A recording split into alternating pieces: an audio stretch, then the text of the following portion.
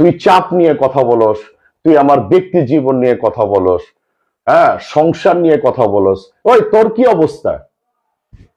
এই আসিফ, তোর কি অবস্থা? সবাইকে আসসালামু আলাইকুম। আজকে 8 তারিখ। আমি আজকে রাতের ফ্লাইটে যাচ্ছি ওমরাতে, কিন্তু সকালে দেখলাম আসিফ মাছরাঙ্গা টেলিভিশনে আমার সম্পর্কে কিছু বাজে মন্তব্য করেছে। আমি কিন্তু ওর সম্পর্কে বলেছিলাম যে চেয়ারের গরম, এবং ওর ব্যক্তি, ওর পরিবার পরিজনকে নিয়ে কোনো কথা বলিনি, ওকেও খারাপ বলিনি। ওর ব্যক্তি জীবনে ও কি করে না করে সবই জানি আমি, কিন্তু আমি কিন্তু কোনো কথা বলিনি। কিন্তু ওর কোনো নোংরা জীবনের কোনো কথাই কিন্তু আমি বলিনি, এবং ভালো জীবনের কথাও আমি বলিনি। ওর পরিবারকে নিয়ে তো নাই, আমি চেয়ারের কথা বলেছি। কিন্তু আসিফ, আপনি আমার সম্পর্কে মাছরাঙ্গা টেলিভিশনে বললেন যে নারী শাসিত।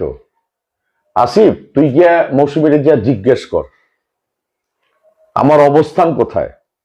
আমার ব্যক্তি জীবন নিয়ে তোর কথা বলার কোনো দরকার আছে? আমার ব্যক্তি লাইফ নিয়ে আমাকে নিয়ে তুই সমালোচনা কর। তা আমার কথার এতটুকু কথা, চেয়ার নিয়ে তুই সমালোচনা কর। তুই চাপ নিয়ে কথা বলস, তুই আমার ব্যক্তি জীবন নিয়ে কথা বলস, হ্যাঁ, সংসার নিয়ে কথা বলস। ওই তোর কি অবস্থা? এই আসিফ, তোর কি অবস্থা? তুই আমার নিয়ে কথা বলস, হাতটা দেখছস? আজকে আমি ঢাকা সিটিতে আছি, ঠিক আছে? তোর যদি সাহস থাকে তুই আইসা আমার সাথে কথা বল। আমি তোরে তুমি করে কথা বলছি, আপনি করে কথা বলছি, ভদ্রভাবে কথা বলছি। পুরো বাঙালি জাতিকে আমি চ্যালেঞ্জ করলাম। তোর ব্যক্তি জীবন নিয়ে কোনো কথা বলছি?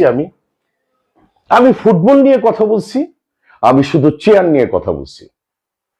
That's it.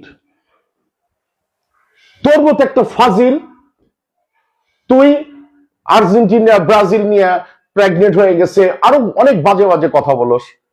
তোর কোনো ব্যক্তিত্ব আছে? তুই আমার সম্পর্কে কথা বলস? তুই মৌসুমীর সামনে, আমার সামনে দাঁড়ায় কথা বলতে পারবি? ওই তোরে আমি কি দেখছি জানোস না তুই? বেয়াদব। এখনো ভালো হ, আল্লাহ সম্মান দিছে, বয়স হয়েছে, ভাবি অনেক ভালো একজন মানুষ, বাচ্চারা অনেক ভালো, বিয়ে শাদী দিছিস, নাতি নাতকুরের দাদা হইছিস। ভালো হ, ভদ্র হ, ব্যক্তি জীবন নিয়ে কথা বলবি না আসিফ, একদমই না। এগুলি ভালো না। আমি কি না আসি না আসি, তোর ম্যাডামরে যে জিজ্ঞেস কর, ঠিক আছে? বেয়াদব।